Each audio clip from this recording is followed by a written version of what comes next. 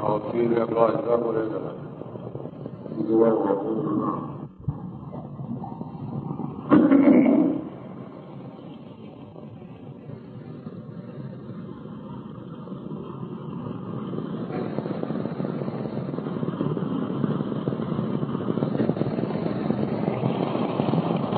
พอจะดีใจก็พอจะลงแข่งกันกำหนดรู้อยู่ในจิตใจของตัวเองเพื่อเตรียมรับธรรมะที่จะได้ประกาศหรือแนะนำให้ขอวัดปฏิบัติต่างๆเอาที่ก็จะกระทำได้คือวันนี้เป็นวันอาสาฬหบูชาดังพิธีก่อนคนหนึ่งนำกล่าวถวายดอกไม้ธูปเทียนแด่พระพุทธพระธรรมพระสงฆ์ให้เรื่องการอาสาฬหบูชาอันนี้จัดว่าเป็นพิธีในทางพระพุทธศาสนาอย่างหนึ่งเรียกว่าเป็นวันสำคัญเพราะพระพุทธองค์เป็นอริยสาวกได้รู้เห็นธรรมซึ่งเป็นสัจธรรมเลยตามอยู่ข้นบาของพระพุทธองค์เป็นเพียงหน้าคนท่านอยากได้ถือว่าเป็นเลิกงามยามดีหรือถือว่าเป็นวันพิเศษที่เรียกการพระศาสนาให้ถึงคิดถึงใจของผู้ที่ได้รับฟังเป็นได้ถือว่าเป็นวันสำคัญในทางพระพุทธศาสนาตลอดมาเป็นการที่ทักและทายทอดธรรมะเข้าสู่จิตใจของคนผู้ที่ได้รับฟังทั้งหลายจะเป็นชาติได้ภาษาได้ก็ตามเมื่อคนนั้นจะกระอกเข้าใจเป็นน้อมนำใจประพฤติปฏิบัติแก้ไขจิตใจตัวเองให้รู้ถึงขั้นเป็นจริงทั้งรู้และทั้งเห็นโดยประกอบกันแล้วจิตใจของคนนั้นจะลงไปสู่ธรรมะพิจารณารู้รอบหมดในบรรดาธรรมะต่างๆซึ่งมีอยู่ในสากลพิภพเมื่อสรุปข้อมูลแล้วก็จะได้กล่าวว่าสิ่งใดสิ่งหนึ่งซึ่งเกิดขึ้นเป็นธรรมดาของเขาถ้าว่าสิ่งใดสิ่งหนึ่งนี่กินกว้างกว้างมัดรอบขอบของจักรวาลซึ่งมือจักรวาลสิ่งทั้งหลายแหละแล้วนั้นก็จะต้องดับไปเป็นธรรมดาเห็นสองเงินแค่นี้แหละเห็นเกิดและเห็นดับฉะนั้นความรู้จึงมีความเห็นและความรู้พร้อมๆกันเห็นไปตามสภาวะธรรมเรียกว่าสัจธรรมอันนี้เป็นความเห็นขั้นพิเศษเรียกว่าเป็นอริยชนเป็นอริยบุคคลเมื่อว่าตั้งแต่สมัยข้างพุทธกาลมาสมัยนี้ก็ทำนองเดียวกันถ้าหากเขาพยายามประพฤติปฏิบัติให้ธรรมะซึ่งเป็นของพิเศษอย่างที่กล่าวแล้วปรากฏเกิดเป็นด้วยได้คิดใจของเฮาแต่ละท่านแต่ละคนแล้วเล่าก็จะกลายเป็นอริยชนไปหรือกลายเป็นอริยสงฆ์ไปเป็นผู้ที่หนีจากภัยเวทต่างๆเห็นสุขเห็นภัยในวัฏสงสารอยู่ในโลกถึงเรื่องเกิดเรื่องตายยังเฮาที่เห็นกันอยู่ทุกเรื่องทุกเวลาแต่ว่าสำหรับผู้ที่บ่เห็นกับในด้านภายในก็เห็นว่าเป็นของดีของทำกันอยู่จนเป็นโลกเป็นแผ่นดินแต่ผู้ที่เป็นต้องการอยากยกระดับฐานะของจิตใจสูงขึ้นไปสู่ความบริสุทธิ์อย่างยิ่งอย่างพระพุทธเจ้าหรือพระอริยเจ้ามันจะมองเห็นโลกทุกโลกในบนโลกกระทะเช่นเทวโลกพรหมโลกอันนี้จะต้องมีการเวียนว่ายเมื่อมีการเวียนว่ายแล้วความทุกข์ก็จะต้องเกิดขึ้นเป็นธรรมดาอันนี้สำหรับพวกเราเห็นว่าคนมีความรู้ความเห็นขั้นพิเศษจะเลยน้อมนำดอกไม้ธูปเทียนมาบูชาหรือถึงบุญคุณของคน พื่อน้อมเอาคุณของคนก็มาแทรกสิงเข้าในกายในวาจาในจิตใจของเขาหากผู้ใดกระทำได้จะเป็นประโยชน์อันยิ่งใหญ่แก่ตัวเองและเป็นประโยชน์ในแก่ศาสนาปัญหาประมาณบ่ได้แต่หากเข้ายินดีจะเพียงว่าถวายเครื่องบูชาได้ที่เรียกว่าเป็นนามมิตรบูชาอย่างเดียวก็มีอานิสงส์อยู่เหมือนกันแต่ว่าประมาณเมื่อเต็มทีเพราะเป็นสภานิสงส์ที่พิเศษหากเขามีการปฏิบัติบูชาโดยน้ำกายวาจาและจิตใจมอบถวายแก่พระพุทธพระธรรมพระสงฆ์ลงมือประพฤติปฏิบัติอย่างเต็มที่แก้กายวาจาและจิตใจของตนเองให้เป็นไปตามรูปตามแบบหรือตามข้อคิดข้อรู้ข้อเห็นของผลอย่างที่กล่าวมาแล้ว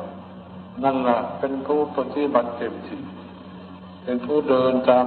ร้อยของพระพุทธองค์ในบรรดาทุกท่านทุกคนที่มาร่วมกันปฏิบัติธรรมะในวันนี้ก็คงจะมีเจตนาความคิดหนึ่งอยากจะยกระดับฐานะของจิตใจของเขาให้สูงขึ้นตามแบบของพระพุทธเจ้าพระพุทธเจ้าแม้แต่พระพุทธองค์ที่ได้เป็นพระราชามหากษัตริย์หรือจะได้เป็นพระจักรพรรดิธิราชอยู่ภายในระยะ7 วันแต่แล้วมันพยายามจาตัดเพื่อเสียสละ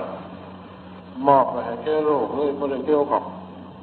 น้ำชีวิตจิตใจของพระองค์เองมาประพฤติปฏิบัติในรู้ทำอย่างที่กล่าวมาแล้วเป็นธรรมะขั้นพิเศษ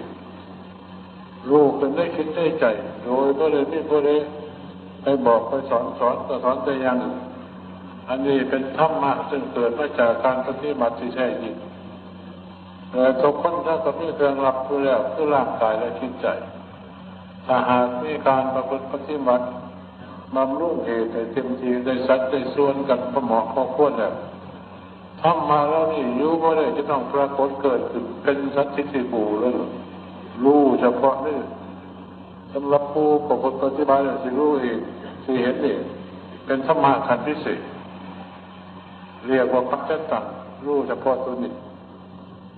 ผู้บรรลุก็ย่อมรู้เองคนสอนก็มาชี้ก็มาใช้ตัวของแต่ละคนว่าให้เป็นผู้ตัดสินเราเองว่าเจ้าของอยู่ในธรรมะขั้นใดแค่ไหนขนาดไหนอันนี้ตามหลักคนตามข้อหมายของคนสอนไปยังนั้นอันนี้ตามธรรมดาคนเข้าที่เกิดขึ้นมาในโลกถ้าหากไม่รูปร่างเป็นมนุษย์โดยสมบูรณ์ก็มีตาหูจมูกลิ้นกายใจไม่ร่างกายครบครันบริบูรณ์หมดเรียกว่าเป็นนิธิลักษณะเป็นผู้หญิงเต็มทีปุริสาลักษณะเป็นผู้ชายเต็มแบบอันนี้เรียกว่าร่างกายสมบูรณ์แบบมากเป็นมนุษย์หรือว่าเป็นคนโดยสมบูรณ์แต่ว่าถ้าหากร่างกายเป็นไปแล้วยังขาดคุณธรรมที่บ่มีคุณธรรมก็มาแทรกสิงต่อในกายในวาจาและจิตใจแล้วก็เรียกว่าเป็นมนุษย์เพียงครึ่งเดียวยังบ่ทันเต็มแบบต่อเมื่อมีธรรมก็มาแทรกอยู่ในจิตใจอยู่ในปฏิกิริยาทุกส่วนซึ่งแสดงออกอันนั้นเป็นที่เรียกว่าเป็นมนุษยธรรมนั่นละเขาจะคอยสิเป็นคนสมบูรณ์แบบเป็นมนุษยธรรมอย่างเต็มที่แต่มนุษยธรรมในที่นี้เป็นหมายถึงศีล 5หรือมาสิหมายเอากุศลกับบุญ10ก็ยังได้ศีล 5เลยละมันง่ายคนที่เข้าใจกันดีปานาสินนาคามเมมุสาตุลาอันนี้เป็นธรรมะของมนุษย์ที่แท้จริงถ้าหากคนยังขาดตกบกพร่องหรือก็เรียกว่าร่างมนุษย์เท่าบ่สมบูรณ์แบบถึงแม้ว่าเป็นรูปร่างผู้หญิงผู้ชายยังคนเท่าที่เห็นกันอยู่ระยะปัจจุบันก็เรียกว่าเป็นแต่เพียงครึ่งหนึ่งแต่ส่วนนามธรรมถึงมาแทรกก็ได้คิดใจของเขาอาจจะว่าเป็นมนุษย์กันยังไงอันนั้นขึ้นอยู่กับคุณธรรมที่จะสมบูรณ์แบบแต่ธรรมะของมนุษย์คนจึงจัดเอาศีล 5อันนี้สามารถจะค่อยบอกที่หนึ่งนี่ยังเข้าจะไปเมืองนอกไปอินโดนีเซียไปร่วมวิสาขาบูชาแห่งชาติของอินโดนีเซียภาคเดียวอันนี้ประธานาธิบดีซูฮาโตเล่าตระหนักในเรื่องของศาสนาว่าเป็นของสำคัญ ทั้งที่เรานับถือศาสนาอิสลามเขายกคำว่าเป็นนโยบายของประเทศของเขาเลยว่าต้องอยู่ในหลักของปัญจศีลาปัญจศีลาก็คือศีลห้าของเขาปัญจก็แปลว่าศีลาก็ศีลศีลห้าก็คือปานาทินาตาเมมุสาสุราให้มีวิรเทศนางดเว้นผู้ใดบ่งดเว้นปฏิบัติผิดจากหลักของศีลห้าก็ถือว่าผิดกฎหมายเพราะว่ามองง่ายๆย่อๆเสียเราต้องไปทับกฎหมายหลายเรื่องบักใหญ่หนาครับอยู่ที่หนึ่งก็บ้านเท่าอันนี้เอาแค่นี้พอแล้วรักษาศีลห้าในท่านั้นเรียกว่าเป็นคนโดยสมบูรณ์ว่ามีการนิทาอาฆาตพยาบาทจองเว้นขาการทำร้ายกันว่ามีการลักทรัพย์ตกมอดชกทิ้งวิ่งล่อคนตะลงหาเจ้าเอาของก็ยังจังบาดคนจังคนเฮาสิก็ได้ยินกัน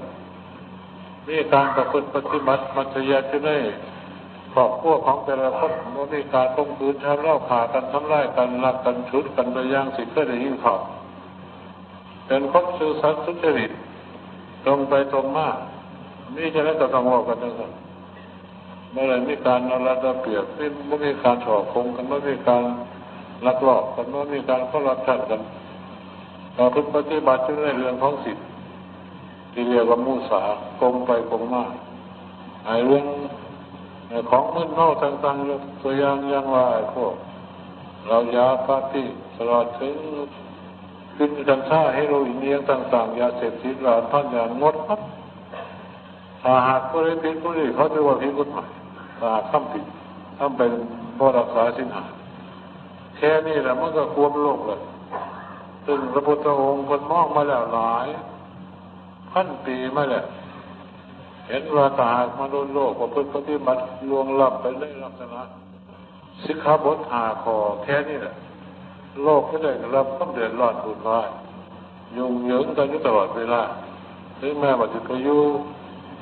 ถึงแม้ว่าพวกเป็นเจ้าเป็นนายเป็นข้าราชการผู้หน่อยผู้ใหญ่ก็ตามหรือครอบครัวบ้านไหนเมืองไหนก็ตาม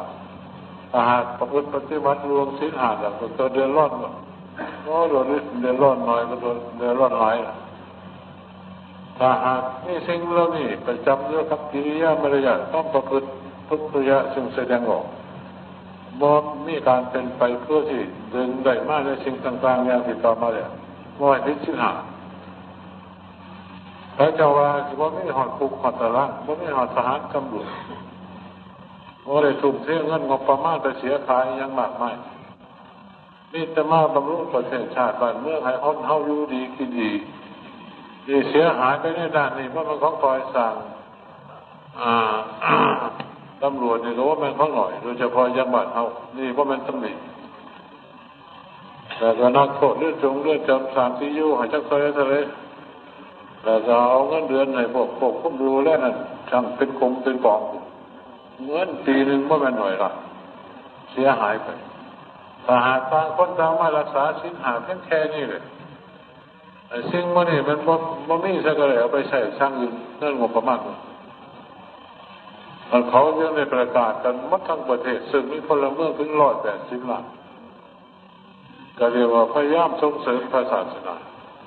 ก็เลยไปดูในสถานที่ต่างๆเกาะต่างๆซึ่ง6 แห่งเรียกว่าขึ้นเครื่องบินไปดูแบบนั้นไปขอนั่นขอนี่เพราะว่ามันเป็นเกาะอยู่ในกลางมหาสมุทร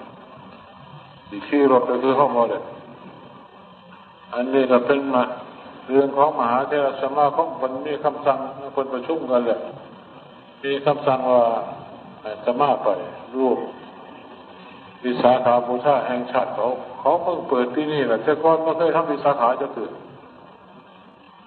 เพราะว่าปูชนียสถานในทางพระพุทธศาสนาถูกพวกอิสลามประดิษฐ์มาครบไปเรื่อยเนี่ยพิษเลยพอเห็นกันแต่ปลาจะหลุดเกิดพวกใหม่สมัยเพิ่งลื้อฟื้นขึ้นใหม่ทำใหม่อาศัยพวกบรรดาผู้ที่มีศรัทธาทั้งหลายอย่างพวกองค์การยูนิเซโกมาช่วยกันมันก็หลาย10 ล้านมาเห็นหลายปีมาแล้วซึ่งเป็นแบบไปที่ตามลักษณะลูกสิก็จะเอาไปถมไปเพราะเป็นของหน่อยของขนาดนี้เรือทีประมาณสัก6 ไหล่สูงเยอะเซนหนึ่งนี่พระพุทธรูปอยู่ถึง80 องค์ แล้วองค์หนึ่งก็คือเป็นพระพุทธเจ้า81ลูกถึงห้องที่หมายถึงสิทธิมหาสาวก80ลูกซึ่งเป็นสาวกของพระพุทธเจ้าสมัยก่อนแต่ครั้งพุทธกาลแต่ต่อมีพระพุทธองค์ห้องแสดงพระธรรมเทศนาองค์ใหญ่2 คนเท่านี้แต่ต่อมีหินทั้งแทงนี่เลยแกะสลักออกสิ่งที่มาครอบผ้าก็เป็นหินทั้งนั้นแหละไม่ได้ถูกคนทำเป็น10 ชั้นไปตามระดับแต่ถึงขนาดนั้นเขาก็ยังเอาดินมาถมมาพรบไว้เอาก็ไม่ปลูกเป็นโด่งไปเลยตั้งบ้านใกล้ชิดกับบริเวณนั้นเป็นหมู่บ้านหลายหมู่บ้าน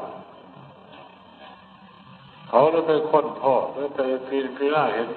ว่าพระพุทธศาสนาเนี่ยคงจะเจริญมาก่อนสัก1,000 กว่าปีมาแล้วฉะนั้นนโยบายของรัฐบาลเขาจะไปลื้อพื้นทิ้งเราดิให้คนเห็นแก่ตาโลก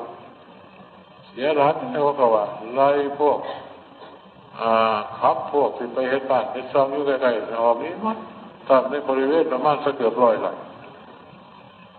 มันก็เป็นปูชนียสถานใหญ่โตในทางพระพุทธศาสนาตามคติเขาก็ตามเทวาเขาก็มีข้อสำคัญอยู่2 อย่างที่เขาตั้งคิดไว้ข้อหนึ่งก็เพื่อส่งเสริมพระศาสนาข้อ2ก็เพื่อที่เป็นสถานที่ท่องเที่ยวของบรรดาชาวพุทธทั่วโลกดังนั้นเวลาเขาไม่จัดพิธีการวิสาขบูชาจึงเลยประกาศไปทั่วโลกบรรดาที่เป็นชาวพุทธมาร่วมกันทำพิธีวิสาขบูชาแห่งชาติคำว่าแห่งชาติหมายถึงว่าทำทั่วประเทศว่ามันทำแห่งเดียวมือเดียวก็จังบ้านเฮาเมื่อร่วมทำกันโซนกลางแล้วก็ไปทำกันด้วยวัดนั่นวัดนี้ทำกันด้วยตามสถานที่ห่างหลังของราชการสถานที่ของราชการทุกประเภทเริ่มจากโรงเรียนประถมมัธยมมหาวิทยาลัยหรือสมาคมต่างๆธนาคารทำเป็นมัดทำอยู่ปีเดือนเรียกว่าเป็นเดือนแห่งวิสาขบูชาอันนี้เขาก็จัดเป็นเขาจัดถูกต้องที่ตามแบบในทางพระพุทธศาสนาของเขาเลยดีใจนะเลยไปเห็นมาสุขของตนแห่งทั้งพวกเก่งพวกปีนพวกอะไรก็จะมีวัดจีนแล้วก็ทำกันมั้งวัดจีนนี่หลายที่สุดในอินโดนีเซียที่โดยเฉพาะในจาการ์ตานี่ก็แสดงให้เห็นว่าศาสนาเขาจะเลื่อนไปถึงเกาะชวาเรียกว่าในอินโดนีเซียเรียกว่าเกาะชวาห้องสี่ไล่เรียกกันกับเกาะลังกาในลังกาทวีแต่จะมีบรรดาพระมาจากทิมต่างๆมาจากศรีลังกามาจากจีนนิกายอานัมนิกายพวกเถรวาทพวกมหายานและหลายลัทธิมาร่วมกันมาทำพิธีร่วมกันแต่แล้วส่วนมันคนละเสือมันบ่สึกกันบอกไปคนละแนวแต่ว่าคนเดียวกันมันเสียงก็ได้จัดพิธีก็ได้ถูกอันนี้ก็ย่อๆให้ฟังอันนี้ก็เขาก็ถือคล้ายๆกับว่าอาสนะบูชาอย่างเข้าติดจัดกันเนี่ยแต่คนหลายการเวียนเทียนกับบอลเวียนหน่อยคือว่ามันเวียนอยู่กับทีคือห้องนี้นั่นก็เป็นสมาธิเป็นครูน้ำหนักเวียนเทียนเราคือมาตั้งจุดจุดแห่งเขาเรียกมันดุดแห่งเป็นสถานที่ประกาศแสดงธรรมจักรที่กกไส้ปขนาดใหญ่ก่อนจะถามที่ออกแล้วก่อนนิมนต์พระศรีกธาตุเป็นมากขึ้นจะเลี้ยงหามเท่าไหร่ครับมีพวกดอกไม้พวกส้มชาต้นกระดาษส้มแหงหลานท่านอย่างถ้ากันเดินไปเต็มถนนลาดยางสักกี่แถวที่6 แถวรถหามวิ่งเด็ดขาดเดินไปถึง5 กิโลระยะ5 กิโลนี่ก็เลยขาดสายคนแน่นในทั้งพระทั้งโยมคนติดต่อเนี่ยกันเลยไม่ได้ขาดติดต่อเริ่มตั้งแต่บ่าย 3ไปถึงสถานที่ถึง5 ถึง 6 โมงพอดีเดิน3 ชั่วโมงมันเดินไม่ไปเลยมันโคตรหลับถือดอกไม้ไปน้มมือไปเดินไปอยู่นั่นคือมันเป็นพิธีขั้นแรกเป็นปฐมมาเลยก็เลยทำได้เต็มที่ไปร่วมกันคนมาหน่อยหลายหมื่นหลายแสนแล้วก็ไปทำพิธีกันอยู่ที่แห่งนี่เขาได้จัดว่าเป็นมหาเจดีย์บรมครูโธ ตามภาษาไทยของเขา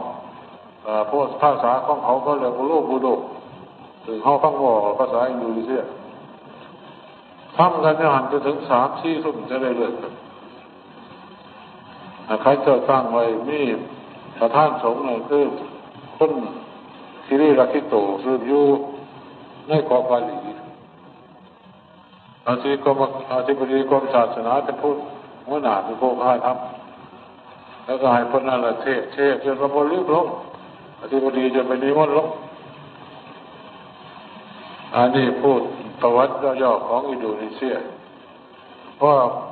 ไปทัวร์กันหลายคนหลายแห่งจะมากอะไรไปทับรวมวิสาหกิจของเขาทั้ง10 กว่าแห่งหลายบ้านหลายจังหวัดเสร็จพิธีอธิบดีเสร็จพิธีพวกเจ้าหน้าที่กรมการศาสนาคุณสุภาพร้อยเอกสุภาพของคุณประเวศเป็นก็ได้จบวันเวลาก็เลยกลับมาพอคนกลับมาแล้วเขาก็ยังทำกันจนวันสิ้นเดือนแต่เลิกไปทำอีกหลายแห่งหลังจากทำพอเสร็จแล้วก็เลยไปเยี่ยมมูอยู่ในออสเตรเลียสนุกเรื่องนี่เราเรื่องไปเมืองนอกเมืองหน้าที่เรื่องจะมีขึ้น10 เสียซึ่งขึ้นทั้งโลกทั้งประเทศแต่นี่เราไปเกี่ยวเนื่องกับพระพุทธศาสนาซึ่งพระพุทธองค์เป็นประกาศศาสนาธรรมคำสั่งคำสอนไปหมดทั่วโลกทั่วมุมโลกทุกย่อมอย่างผู้บอกปฏิบัติแข่งขันกันยังมีอยู่หลายแห่งโดยเฉพาะพลังงานกิจกำลังมีศรัทธาอย่างเต็มที่ถือว่าเป็นงานใหม่ของเขาพระพุทธปฏิบัติทั้งเต็มแบบสนใจบรรดาพวกที่คมแกเรียนพวกดอกเตอร์พวก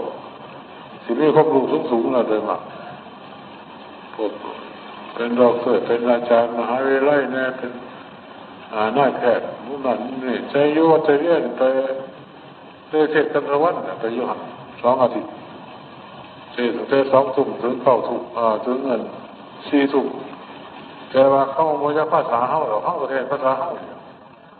แต่นี่ลูกน้องคนนึงเป็นผู้เทศแต่เป็นภาษาอังกฤษเนี่ยเขาฟังแต่แล้วเขาสนใจกันเนี่ย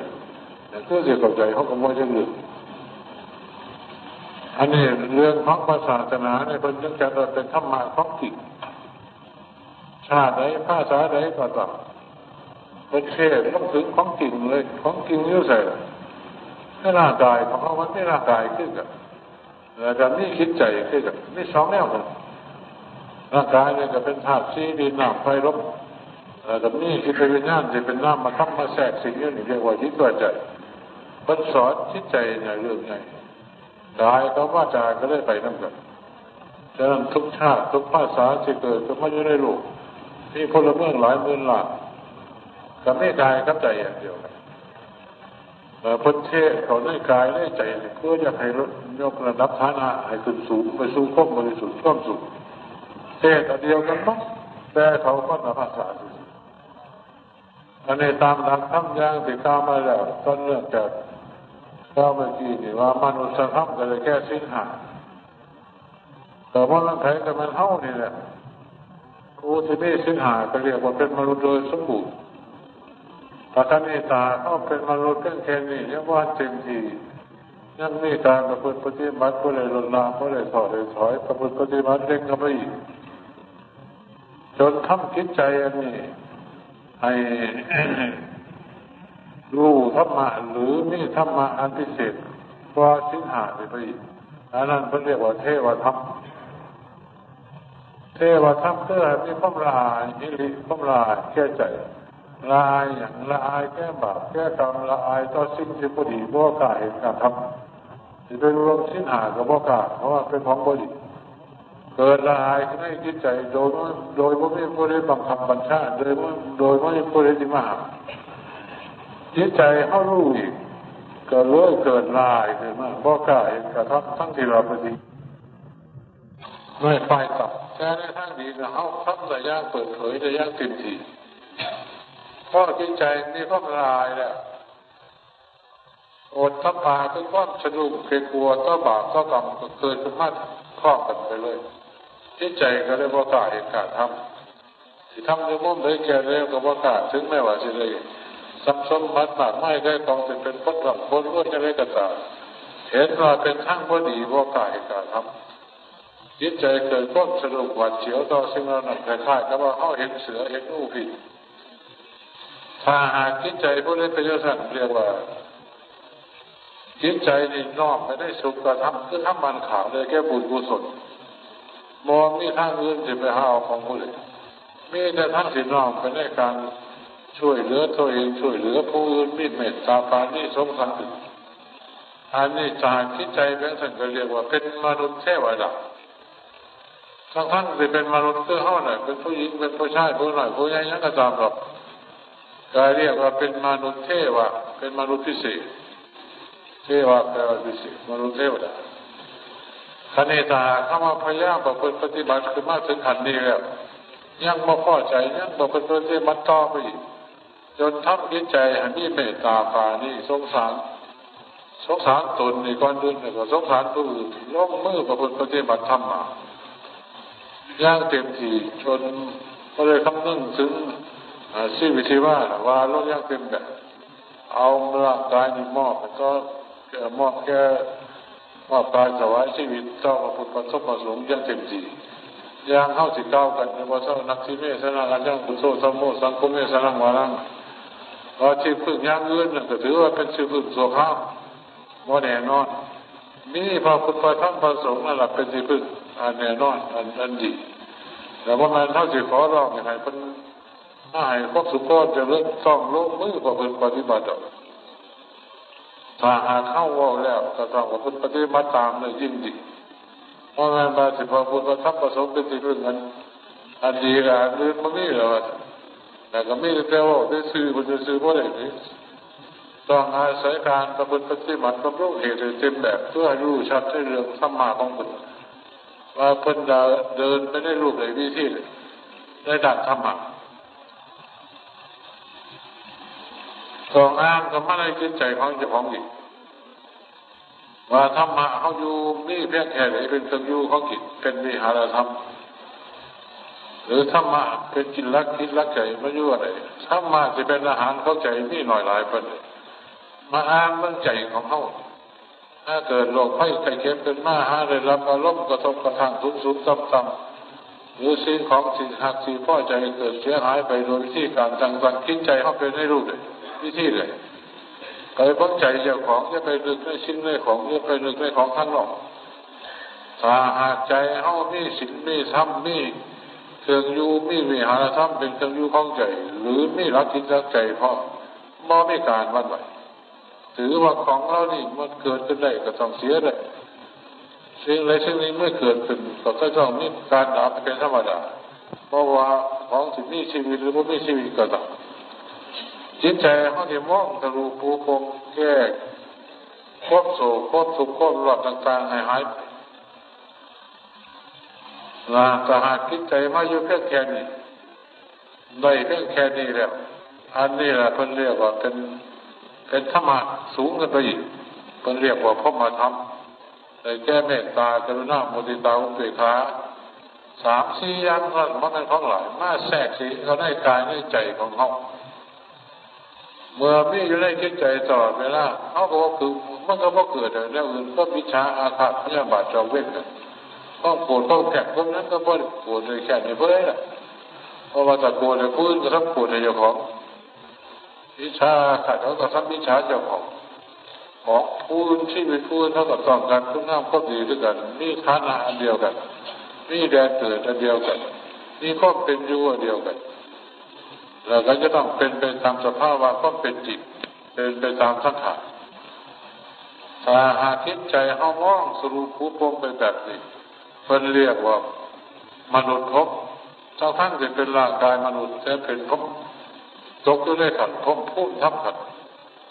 ถ้าหากผู้ใดยังรักษาธรรมะนี่ไว้ประจำร่างกายนี่แตกสลายไปแล้วก็ต้องไปภพนรกไปยังง่ายๆไม่ต้องมีการสงสัยหรอกแต่ครั้นี้เมื่อมาถึงขันนี้แล้วเขาอาจสิน้อมมาพิจารณาไก่ก็ถึงก็เป็นอยู่ก็เป็นมาของเขาหรือก็จะเป็นไปในชีวิตที่หมุนเวียนเปลี่ยนแปลงไว้ได้รูปแบบวิธีอันนี้กับประพฤติปฏิบัติไปตามหลักคำสั่งคำสอนของพระพุทธองค์เพิ่นประกาศมาแล้วหลายพันปี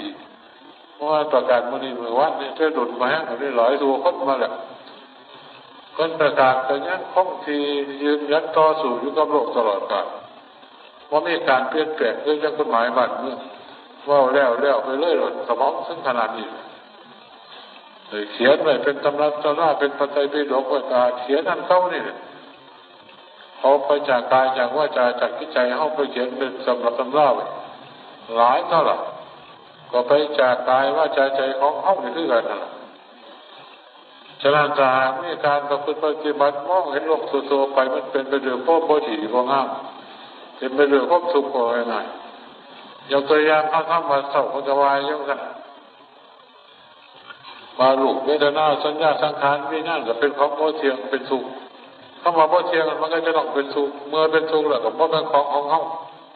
พอสมควรเขาถึงไปยึดไปหมายไว้ยึดหมายไปนั้นมันก็บอกฟังมันมาฟังว่าเก็บป่วย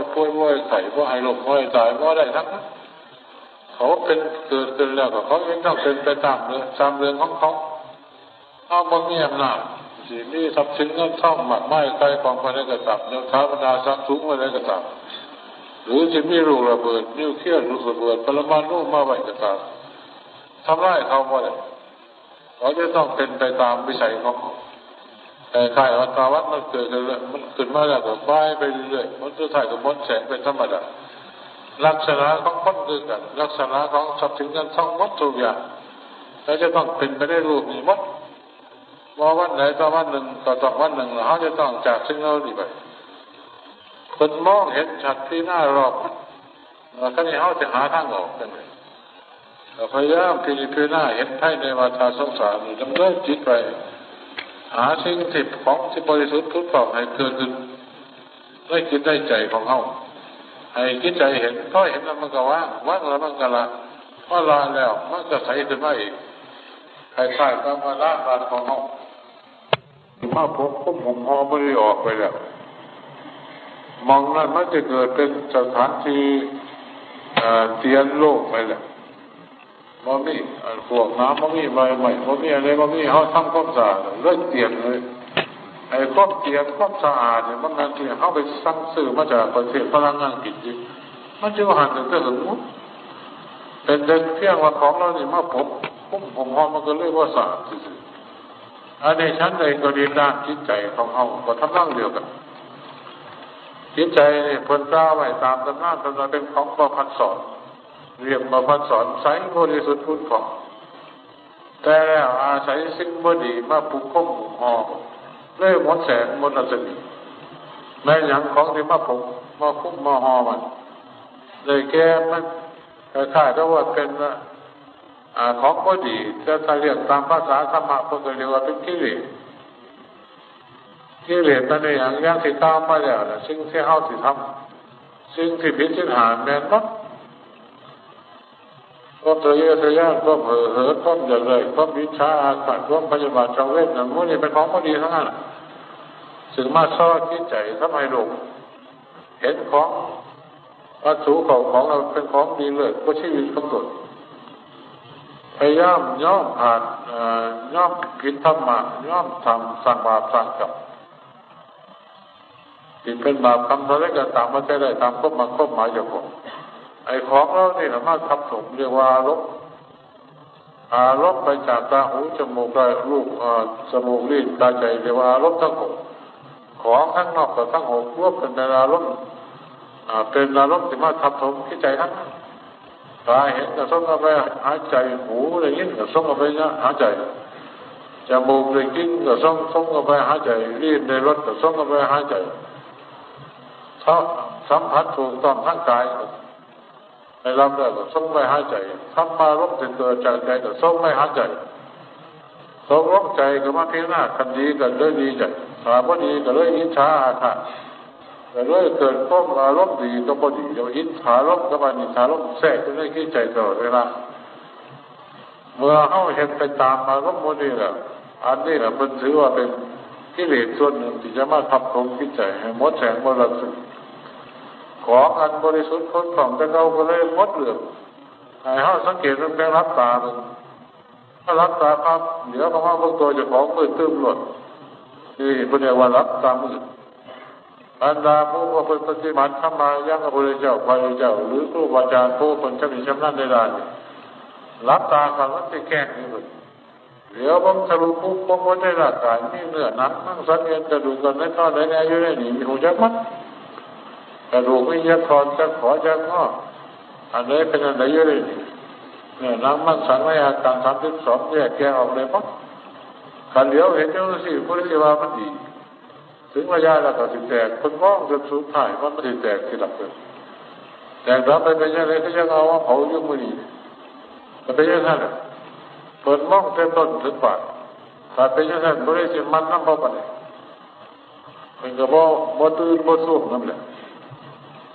บ่ยากว่าขยะเจ้าของกสิเป็นไปขึ้นและทุกชีวิตจะต้องตกด้วยสภาพนี้ปั๊บเมื่อจิตใจเป็นพิจารณาเห็นอย่างนี้มันสิค่ายจากความกำหนัดเกิดในพิจารณาธรรมะอันละเอียดที่เกิดขึ้นตามภาษาบาลีพญายังกิจิสมุทัยธรรมังทัพพันตังนิโรธธรรมังสิ่งไหนสิ่งหนึ่งจึงมีความเกิดขึ้นเป็นธรรมดาสิ่งนั้นก็จะต้องดับเป็นเป็นธรรมดาข้อนี้เป็นข้อได้ควบกันมากหรือข้อสรุปควบแต่ร่วมหมดทางโลกเลยนี่อาญาโดนท่านจะอริยสัจเลยฟังคำของพระพุทธองค์พระเทศมาจักรปวัตนสูตรว่าร่างกายเนี่ยเป็นของบ่เที่ยงเป็นทุกข์เป็นอนัตตาทุกทั้งหลายแหละก็มารวบอยู่ในปัจจุบันท่านาทั้งท่าอยู่ในขันธ์หาก่อนแต่ผู้ใดขันธ์หาก็ไปรวบอยู่หันบัดจนคนพี่หน้าลนละจึงเราถึงเอาหมดจากจิตใจทำความสะอาดออกจากใจก็เลยเกิดความบริสุทธิ์พุทโธก็เลยมองเห็นเหตุว่ามันไปจากคนตรงนี้รวบสรุปโคตรเลยว่าไม่เกิดอะไรก็จะต้องไปกันเท่านั้นจิตใจกับสว่างโลกสดมองเห็นชัดในชีวิตก็เป็นหน้าของมนุษย์พ้นทั้งมือลูกตาสามีเกิดอะไรจะต้องเป็นไปในรูปนี้เมื่อพ้นรู้แล้วความทุกข์ทั้งหลายแหละก็ห่างไปจากจิตใจของคนแต่ยังไม่ถึงขั้นละเอียดก็ไปพยายามแบบนั้นไปถึงขั้นละเอียดเป็นสกิทาฆาเป็นอนาฆาไปตลอดจนถึงพระอรหันต์ขาดต่อไอ้ข้อรู้ของมันยังรู้ชัดไปมากข้ออันนี้มันเป็นสุขกันพิเศษเรียกว่าเอกันตะปรมสุขเอกกันก็แปลว่าหนึ่งเลยสุขกันเยี่ยมยอดที่สุดเนี่ยเดียวกันจนเข้าใจเลยปรารถนาถึงพระนิพพานเพราะมันพระนิพพานนี่รับแล้วตายแล้วเอาไปเถียงกันจะพ้นมาเท่าเถียงกันนี่อันนี้มันเกิดขึ้นกับจิตของไปของมันคนเท่าจะตายหรือว่าตายก็รู้เพราะมันว่าตายแล้วจังเสด็จรับนี่ผู้บนประพฤติปฏิบัติแล้วก็รู้ของคนเราโอ้ถึงขันใดมันมีขันมีตอดมีขยับเป็นภาพไปขึ้นด้วยกับความรู้ความเห็นถ้าหากเข้าลดละความเห็นอาการของใจที่มันไปยึดมาในทางบดีที่น่าเห็นเรื่องเห็นโทษเห็นไถ่มันนั่งละของมันเองถามว่าเห็นโทษมันก็กำแหน่งปัญหาอะไรมันก็ว่าไงมันจะอ่อนวอนดูยังปียังสะสมชีวิตจะหลายชีวิตกับโม่เลยชนะเอาทะเลส่วนมดว่าทะเลเกิดซ้ำก็มันเกี่ยวกับการประพฤติปฏิบัติให้มีทั้งรู้ทั้งเห็นการที่จะคนพูดถึงคำเรานี่มันจะสอนอยากให้จิตใจสงบคำว่าสงบในที่นี้เรียกว่าเป็นสมาธิก็อย่างไรก็ตั้งใจไปในจุดใดก็มันอยู่บนเขาเรียกว่าแน่วแน่เต็มที่วอวันแบบเราพูดเลยคำนั้นโมยูเราเขาจะไปสอนมันแต่ยังในใจมันแรงหนาแรงหลังอยู่คนยูเราก็จับแขนถามมันเลยสอนให้มันหนุ่มยังเรื่องมันเบิ่งครับเบิ่งรู้อันนี้เป็นยังไงจับแขนมันอยู่ชี้หน้าชี้หลังให้มันอันนี้เพราะว่าต้องการจะอยู่เริ่มแรกก็จะเป็นเครื่องมือในการจะให้จิตใจอยู่ก็ต้องมีศีลเนี่ยก็คือการตั้งสติกำหนดจดจ่ออยู่ในการกระทำทุกอย่างทั้งปฏิกิริยาทั้งกายทั้งวาจาทั้งใจให้รู้อยู่ทุกระยะรู้อยู่ในกายอยู่ของเรียกว่าสติกับสัมปชัญญะไม่รู้รอบดูกันเมื่อมีสติแล้วเรื่องของศีลมันเลยกลายเป็นศีลเป็นเรียกว่าศีลร่วมกันหรือเรียกว่าวินัยก็สิว่า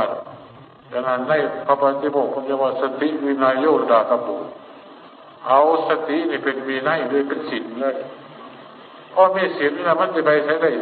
จิตใจมันก็อยู่ทั้งนั้นศีลไปครอบครองดูแลรักษาของใจคิดกับที่ใจตลอดเวลามันจะเป็นสมาธิเท่านั้นมันจะแรงเลยนี่กันเท่าคือพอยังไม่จะมาไปทางพุทโธพุทโธมันเลยแก่เลยต่างกันก็หมาเขาบางหรือบางคนมันแรงจนต้นอะไรตัวนี้เขาโอ้กันแค่มันไปเลย10 ต้นเข้าต้นลักษณะที่เขาบ่ทันมันก็เป็นอย่างนั้นแต่ไอ้ยังไงที่ท่านทางเรือของผิดเมื่อจะใจกินลงเป็นสมาธิกับบ่ทันเรือกันมันก็พาไปทางอื่นก่อนจะมีสติรู้รอบต้องมีศีลอย่างเต็มที่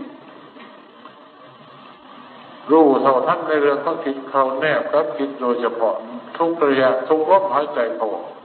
ไปบ่หลอดจับแขนถามมาเลยซี่แจงเหตุผลนั้นมันรู้เรื่องของจิตมันก็อยู่ก็มันโง่จับสื่อๆกันเพราะสอนนั้นมันก็โง่จะเหลือใจเฮาเนี่ยด้วยกันใจเข้าไปเข้าบ้านเฮาเนี่ยเป็นผู้สอนเราสื่อผู้ใดสอนไหนผู้สอนไหนมันใจผู้ดีสุดเกิดเพ่งเล่นเพ่งโทษเนี่ยนั่นเนี่ยนี่ก็เลยทะเลาะกันสู่เจ้าของสอนเจ้าของก็ได้อยากให้ก็ให้อยากได้ก็ได้ว่าเรื่องนี้ว่ามันยังติดดีให้มันก็โกรธเป็นเรื่องกันเครียดกันหน้าเครียดแล้วมันคงห้องลงไปเอาจนอยู่เมื่อจิตใจอยู่แล้วปัญญามันแทรกขึ้นมาสิพี่หน้ารู้หลอกมีความสว่างสวัยอยู่รอบๆตัวขันออกไปทั้งรอบพี่หน้าสว่างมันมั้งว่าอันนี้มันเป็นยังไงเหตุเป็นยังไงผลเป็นยังไงได้เจอสิ่งแต่ละอย่างในเรื่องการเกิดกับกระตักปีหน้าไปจนถึงก้นเป็นหน้าในชีวิตก็จะบอกว่าสู้ที่ทุกทีจนออกมาแล้วมันเป็นยังไงความรู้สึกคิดในเรื่องใดๆออกมาแล้วเขาต้องทั้งนอกมาที่ทั้งนอกของพวกนี้มันเป็นยังไงอีกเอามาเป็นคนคิดพี่หน้าอยู่ทั้งวันทั้งคืนเห็นว่ามันเป็นของโมจริงอย่างเป็นแบบถ้าเห็นว่าของโมจริงมันก็เกิดมีท่าควบคุมได้จิตใจมันก็ถอดว่างเพราะว่างอะไรมันก็เกิดความบริสุทธิ์ขึ้นมาพร้อมกันพอรู้แล้วจิตใจมันก็มีความรู้ขึ้นมามีวิชาขึ้นมามีญาณขึ้นมามีแสงสว่างขึ้นมาโลกกันนี่ก็เลยเป็นโลกขันโลกโกนี่แปลว่าโลกมืดโลกโกนี่โลกก็มืดเบิ้งขันหน้าที่โลกเขาเนี่ยก็บ่มืดเบิ้งโลกตัวไปถึงนี่การกระทำอยู่ตัวทุกคนทุกแห่งก็บ่มืดอันนี้แสดงว่าปัญญาเกิดขึ้นมาเต็มที่ปัญญากับสมาธิกับศีลเข้ากันเป็นก้อนเดียวกันแล้วก็เดินหน้าค้นคว้าได้อย่างเต็มที่มองทะลุโปร่งในชีวิตก็เป็นมากของมนุษย์สัตว์ในมือโลกกระทำเมื่อเป็นอย่างนี้มันก็คิดใจมันก็พ้นไปจากความทุกข์ความยากจะเดินไปสู่ความบริสุทธิ์นี่ง่ายๆทำให้รู้ด้วยกันว่าย่อๆแต่ว่าคนเท่ากันนี่ว่ายอดกลับมาทางหลังอีกเราว่าอยากเป็นมนุษย์กันนี่โดยมันอยากลงไปเป็นอาบายคนนี้แหละอาบายโลกว่านั้นหลายคนก็ต้องการจะไปอาบายโลกไม่นั้นอาจารย์ไป4 อย่างแต่ปุ๊บใหญ่ๆแต่ปุ๊บหน่อยนับก็ได้อย่างว่าพวกนรกนี่ก็เต็มไปด้วยความทุกข์คนมักทุกข์มันอย่างนี้พวกเปรตเนี่ยด้วยกันคนมักไปขวงแล้วยังหมาข้าบังขอรับนี่ก็พวกเขาอย่างแต่พวกในบางนั่นก็ลบไปคนละโลกว่านั่นเขาคนจัดไว้รองรับไปแล้วเรื่องของกับของธรรมชาตินี่เป็นอีกเกิดจากการกระทำของคนพวกกสุรกายกับนี่คือกันพวกหาอยู่ให้กินมาคุมปากคุมทอบหาแอบยิงอาศัยแต่คนอื่น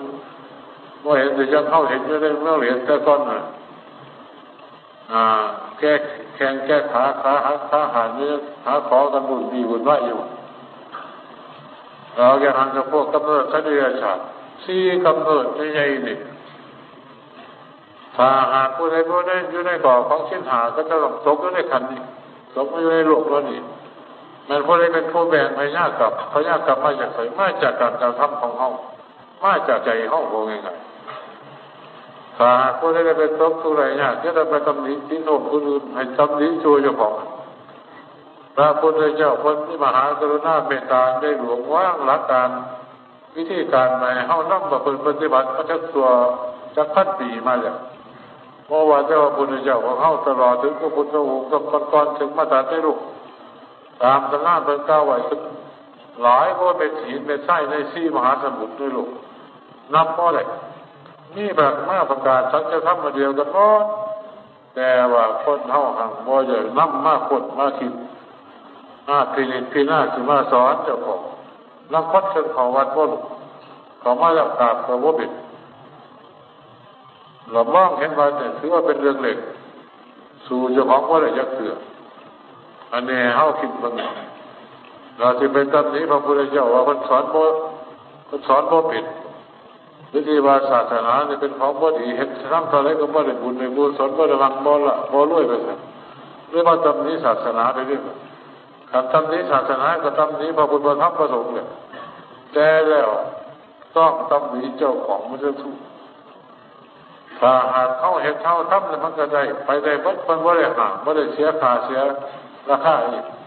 บ่มีค่ามีคุณเฮ็ดจังได๋ได้จังได๋นี่โดยมากคนเฮามาสิหันกับไปสู่โลกกันนี่ล่ะเรียกว่าอบายโลกเต็มไปด้วยความสุขบ่มีความสุขเราชีวิตคนเป็นมาของแต่ละคนบ่ได้สิปล่อยไปในโลกด้วยเด้ซึ่งเป็นเครื่องรองรับของจิตวิญญาณของเขาเรียกว่าเป็นภูมิของจิตผู้ให้สิไปอยู่อบายโลกก็เป็นหน้าที่ของเขาไปเขาเห็นเองทำเองสร้างเองผลมันก็ได้เขาอยากมาเป็นมนุษย์ก็ได้เป็นมนุษย์สมบูรณ์แบบนี่เป็นมนุษยธรรมแต่มันเขาเห็นเลยที่เลื่อนชั้นไปหาเป็นเทวดาเป็นมนุษย์เทวดาเขาก็เลื่อนของเขาเองได้แก่คุณธรรมสี่ขึ้นไปเป็นพรหมโลกเป็นตลอดถึงมหาธาตุมหาภพเขาก็มาเข้าเรียนของเขานี่แหละขึ้นไปตลอดถึงพระอริยบุคคลโสดาสกิทาคานาคาถึงพระอรหันต์พอดพระพุทธเจ้าหรือพระปัจเจกพระพุทธเจ้าแต่เป็นเรื่องของเขาทั้งนั้นแต่เขาอยากไปใส่ก็ได้เรียนภูมิของจิตใจของเขาปฏิบัติได้สัตว์ได้ส่วนได้เหตุได้ผลเขาเราก็ไปทำเขาจะไปทำสิ่งพูดอะไรคำว่าสมิเจ้าของอีกพระพุทธองค์มันยังสี่ใช้ผู้ปฏิบัติเป็นผู้ตัดสินเราสัตสิติโกยังเข้าวาในสว่างอาจารย์ครับผู้บรรลุยอดผิดเองหรอกอาตาลิโกก็ได้บอกก็ได้ขึ้นโยกับการเวลาขึ้นโยกับเหตุกับผลเมื่อบอกปฏิบัติความรู้เหตุเต็มทีแล้วผลมันก็เต็มทีความรู้เหตุหน่อยผลก็หน่อยผลรู้เหตุหลายผลก็หลายนี่คนเราตายตัวไปแล้วสี่ใช้ผู้บอกปฏิบัติเมื่อว่าให้ผู้นั้นมาตัดสินเมื่อว่าให้ผู้นี้มา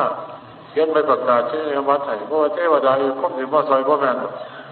เขานี่แหละเป็นผู้เห็นของเขาอีกเขาก็เห็นมันสิเลย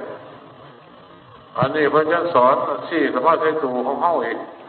ผู้ที่พิจิตรเป็นตัวของเขาเองแล้วคือจังนั้นอาตาเอหิปัสสิโกทัพมาทั้งหลายแหละประกาศอ้างเขาตลอดเวลาที่ใช้หูใช้ตาแต่เขาหังว่าใครอยากเบิ่งกันว่าใครน้ำมากคนมาคิดมาพิจารณาสี่ใช้หูใช้ตาเยอะขนาดเป็นเรื่องคล้ายๆก็ประกาศอ้างว่าเป็นอ้างผู้อื่นอ้างอยู่ของนี่โคนตัวเพราะเฉยๆก็มีร่างกายก็มีใจก่อนว่าไปอยู่อื่นแล้วท่านนี่พัฒนาครับรู้เฉพาะตนนี่ว่าวันดาวิญโยท่านทั้งหลายควรน้อมเข้ามาหาเจ้าของควรประพฤติปฏิบัติให้เกิดในนี้ให้สว่างหาธรรมธรรมคุณหกเป็นบทพิสูจน์ธรรมะสำหรับพวกนักปฏิบัติธรรมสี่กับว่าใส่ห้องคนไม่หลักเกณฑ์คือห้องประพฤติปฏิบัติไปมันถูกหรือว่าถูกยังไงก็ต้องเอาวันนี้แหละเป็นบทพิสูจน์ทั้งโลกเขาก็ยังมีเลยในบทพิสูจน์อันนี้แหละเป็นหลักธรรมซึ่งมือนี่เป็นวันสละหาบูชาคือวันเขาปริมาพรรษาเริ่มจากวันนี้ละไปมื่ออื่นจะเป็นวันอธิษฐานพรรษาของพระเจ้าประสงค์บรรดาผู้ที่เสียสละมาประพฤติปฏิบัติธรรมะเป็นภิกษุสามเณรด้วยเป็นซี่เป็นขาวรักษาศีลแปดฆราวาสเหลือเป็นอุบาสกอุบาสิการักษาศีลห้าหรือศีลแปดก็เหตุใดหมดพวกเรานี่ก็เรียกว่าเป็นผู้เสียสละกิจการงานต่างๆที่มีภาระหลายต่อหลายจนเหลือสิ่งเหลือมือพ ออกมาประพฤติปฏิบัติเพื่อเป็นพื้นฐานในการที่จะนำจิตใจนี่ไปสู่ความบริสุทธิ์พุทธองเอาจะไปมาที่แรกก็ต้องมาโดยอามิสบูชาต่อจากนั้นก็อาศัยการประพฤติปฏิบัติบูชาโดยเฉพาะพระเจ้าประสงค์ก็เป็นผู้ที่เข้ามาใกล้ชิดเป็นเรียกว่าเป็นนักศึกษาที่อยู่กับที่นอนอยู่หันเรียกว่านักเรียนเป็นโรงเรียนกินนอนพวกนี้ต้องประพฤติปฏิบัติได้อย่างเต็มแบบ